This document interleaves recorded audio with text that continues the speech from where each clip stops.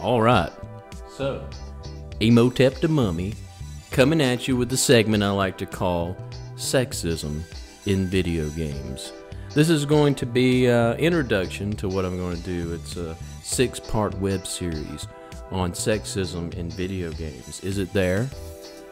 If it is, should we care?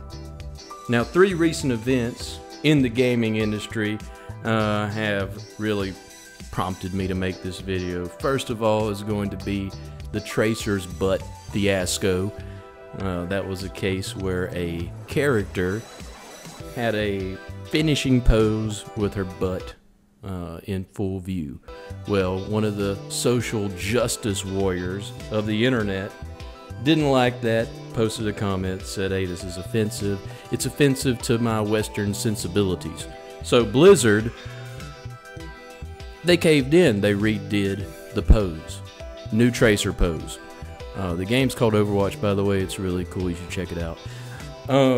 Next thing that prompted my video was Tecmo's decision not to release Dead or Alive Extreme 3 in the Western countries. No Western release for Dead or Alive Extreme 3. Now, there's a couple of reasons behind this, but there was one post from an employee at Tecmo saying that basically it's because of Western sensibilities in terms of how women are viewed over here and how we don't like women being objectified, if they even are in that game. So no Western release.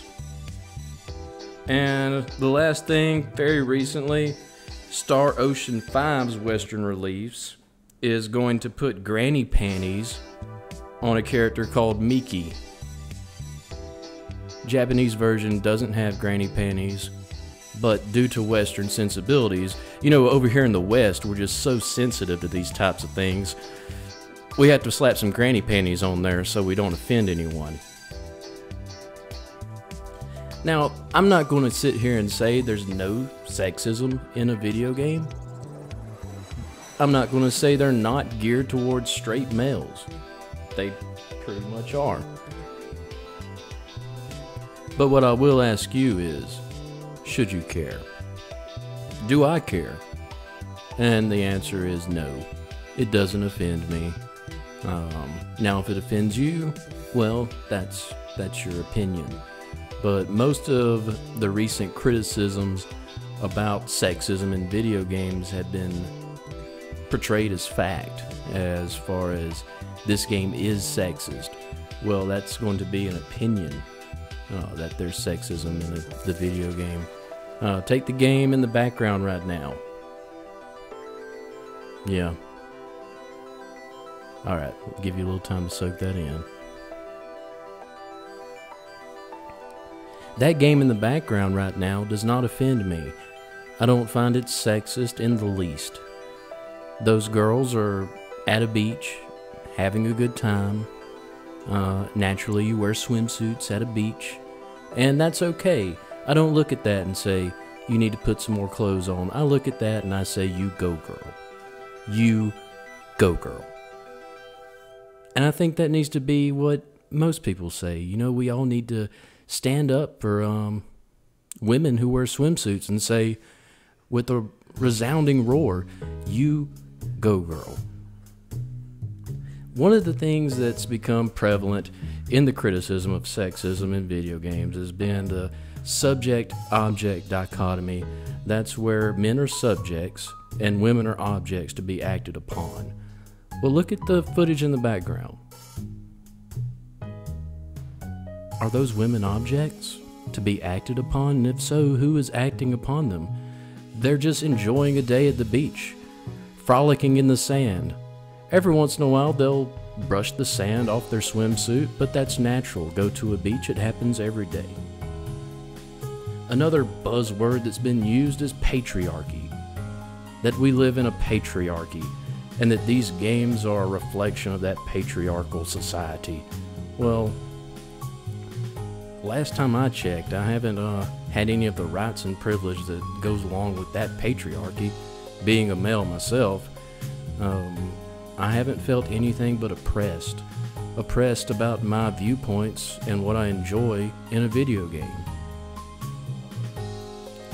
And lastly, the big buzzword from feminist critics of video games has been that they're geared towards straight male viewers. Well, the games are designed predominantly, I'm not going to say exclusively, but predominantly by straight males. And those straight males sat down and said, what's a game we're going to enjoy? Simple as that. There's no target demographic. They just wanted to make a game that they thought like-minded individuals would enjoy. And there's nothing wrong with that. Same as there's nothing wrong with what's going on in the background right now. Let that sink in. Now, my 6-part web series is going to be a response to Anita Sarkeesian's feminist frequency, something that's become quite, I'll say, infamous lately.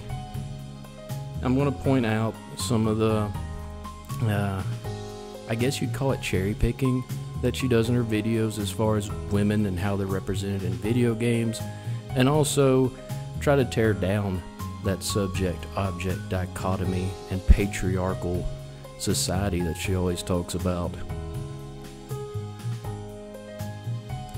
And lastly, I'm going to talk about the Western sensibilities. Western sensibilities has become something that other countries are starting to use now. They're saying we're not going to release this game here because we don't want to offend their Western sensibilities. Well, since when have we become a country, or, well, countries, that are so easily offended? But what bothers us so much about these critical analysis of the video games? What is it that's bothering us? Because criticism is a good thing. It's a good thing. What bothers me is that the video game industries are caving in to that criticism, and that's a really dangerous thing.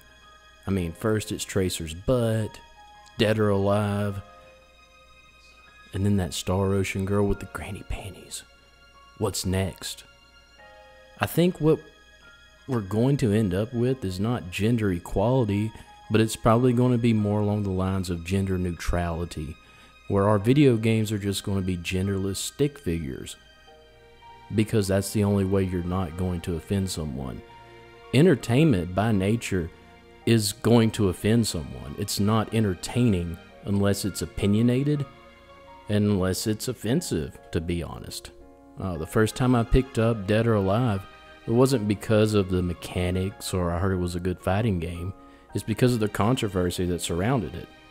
That's what made me want to pick it up, was because someone was telling me you shouldn't play this game. So in a way, criticism, it is a good way for games to market themselves, and Tecmo did a good job of that before. They played it up. They played up the sex appeal.